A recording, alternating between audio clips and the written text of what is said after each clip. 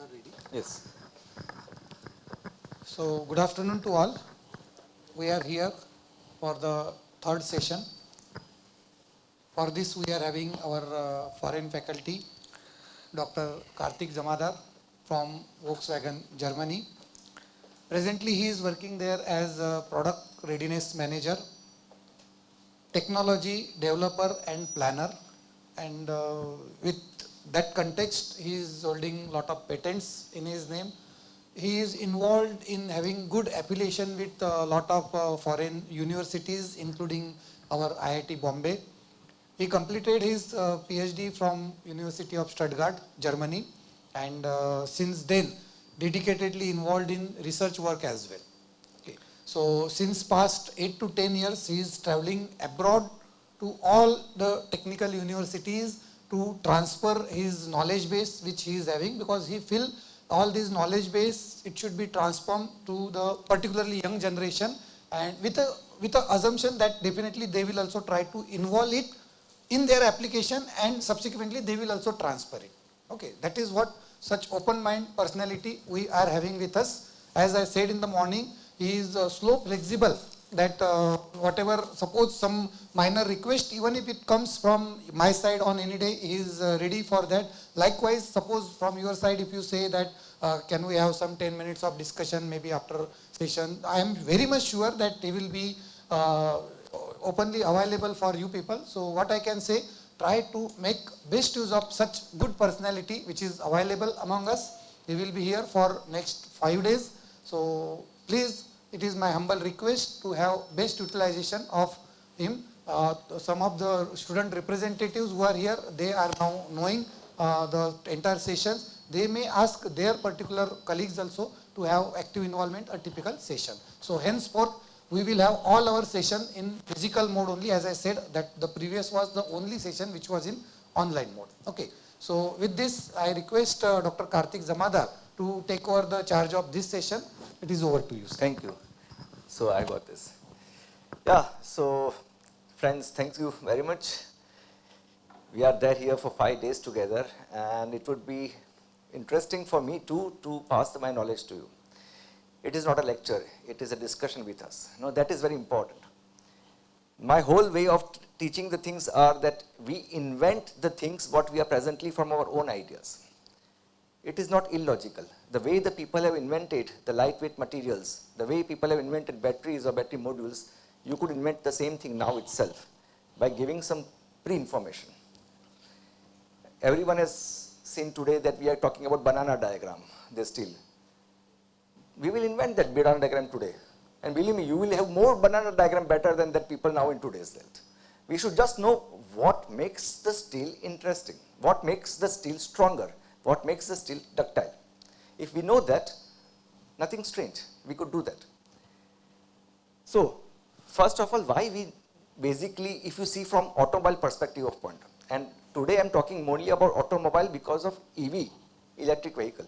Why it is important, so if you can sit here, why it is important to have a lightweight. Forget CO2 emission, no one really cares. Forget cost, that also is a slow concept. What really matters is finally what you are paying for mileage. Which are the 4 main components which actually adds to the force of the car? First is acceleration. You are starting, you are accelerating the car, say from 0 to 100 km. Simple thing, mass into acceleration with some kind of coefficient constant lambda. Mass comes in picture. Inclination. If you go inclination, the mass plays a very important role. If you go down, mass helps you. But inclination, you need some mass and it has to overcome. So m into g, again here is the angle of inclination. Then the third component, a very important component, is air resistance. Now luckily, that air resistance is not dependent on the mass. You can see the formula. It is the coefficient of your air dynamic. A is the surface, rho is the density of the air, and V is the velocity of the car. Higher the velocity, faster the velocity, you will have more bigger component of this force. But luckily it is not dependent on the mass.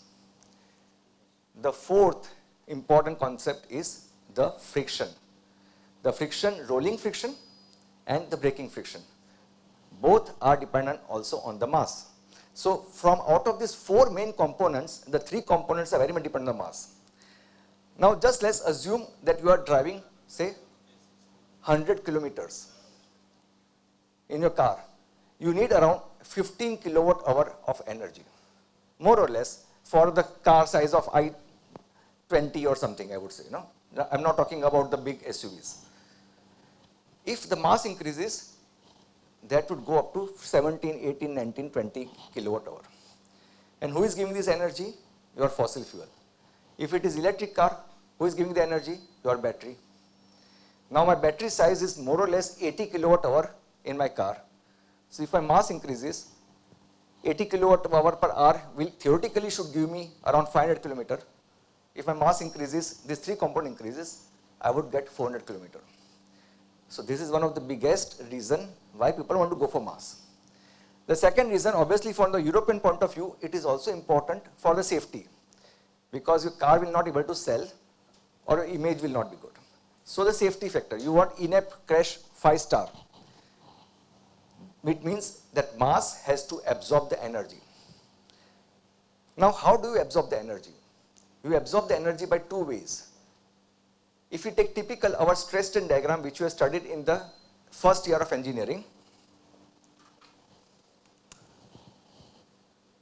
sigma E, elastic start, plastic fracture. And we know that this is the energy which is absorbed. Very, very simple thing. So you need basically two important things for energy. You need higher the strength, higher the yield strength, that will automatically increase my energy, and higher the elongation. If you have both of them, it is wonderful. Unfortunately, you don't get both of them. In life, you have to do compromise. Still also you have to do compromise. We'll try to get both of them by some methods.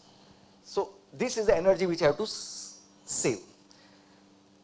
So before now we go into the steel, let's understand some very important basics of the steel. Only 3 slides. The first, carbon diagram, TTT diagram, and basically the crystal structure.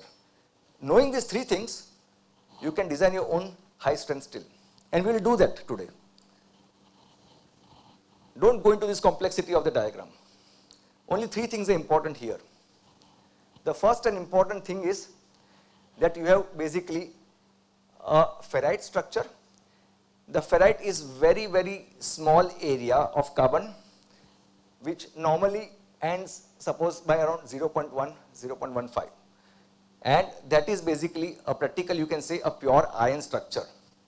There is hardly any carbon there. The carbon actually pollutes the iron. I'm saying pollutes in the sense because it increases the strength, but actually it is alloying. Steel is nothing but the alloy of iron, nothing else. And ferrite is practically, I would say, pure iron. So you can say, if you're talking of ferrite, you don't have any alloys. If you go little bit on right of side, we see that the carbon component increases. And that carbon component is basically available not as a pure carbon, but as the alloy between the iron and carbon, which we call it as a carbide. And then together, actually, it is pearlite. So now we understood ferrite and pearlite. Now, normally all our steel are in the range of, say, around 0.68 to 0.7%. We don't go nearly more than that required. If you go more than that carbon content, it becomes brittle. Brittle means I don't have this area at all. So let's keep that we are only interested in this area. All these areas actually are called tool steel or the cast iron. For our sheet metal, not feasible. Now, as we go higher in temperature, which we come across other phase, which we call austenite. Austenite is basically a change in crystal structure. You change from body cubic center or the BCC stage, body center cubic structure, which is a typical ferrite and pearlite, to face-centered cubic structure. Why I'm telling you this? What happens? Because when you have this FCC, we'll see here, you have basically the iron molecule on all the corners plus also on each of the face. If you have BCC, only in the middle. So basically what is happening, that this area has more slipping planes.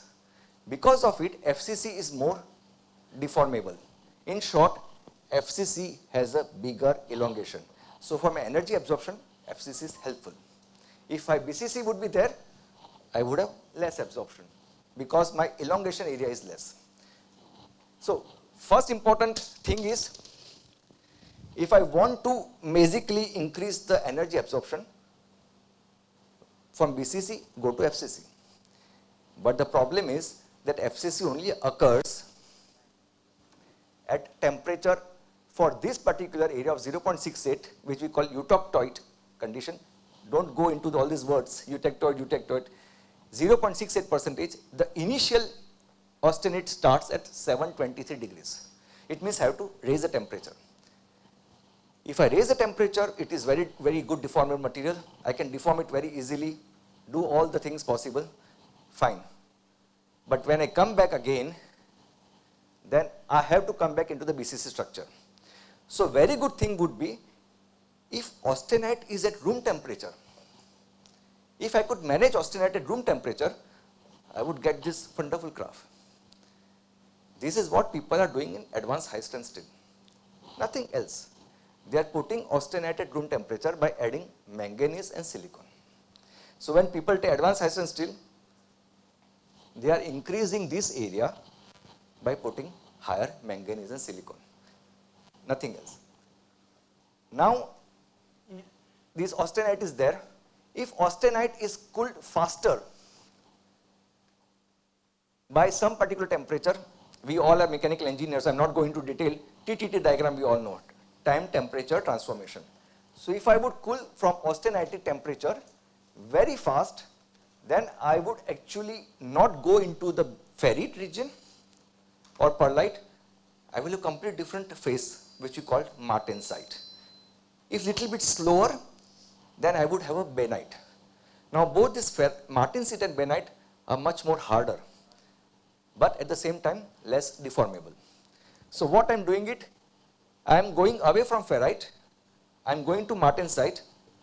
Martensite hardness, it means this region is gone, only I have a high strength steel. Brittle high strength steel, only I can use the elastic region. The plastic region is not available to me. This is exactly what people are doing in warm steel. But I said it is not deformable. How can you make the parts very complex part? They say, okay, we go into the high temperature area, we deform it, and then we cool it.